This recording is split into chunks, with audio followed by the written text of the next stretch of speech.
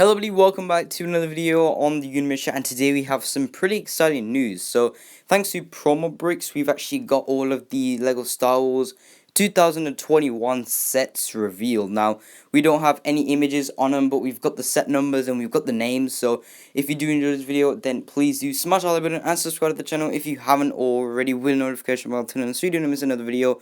But with that being said, let's get into it. So here we have the list. So you've got the 75295 Millennium Falcon.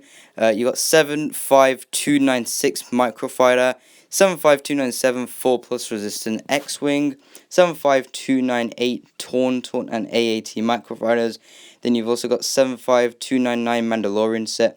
75300 TIE Fighter.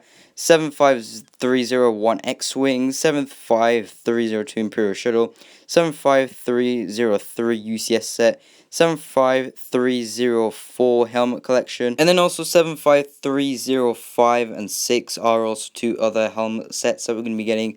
And then we've got 75307, which is going to be a buildable statue.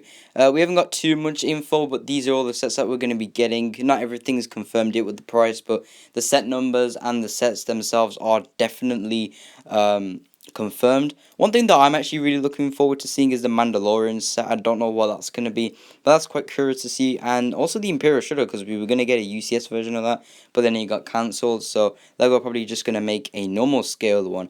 So with that being said, it is the end of the video. If you did enjoy it, then please do smash the like button and subscribe to the channel if you haven't already, with the notification bell turned on so you don't miss another video. And let me know in the comments below what you think of these sets. Do you think they're good, or do you think they're bad? And do you have your hopes high for spring 2021 for LEGO Star Wars? So, bye-bye.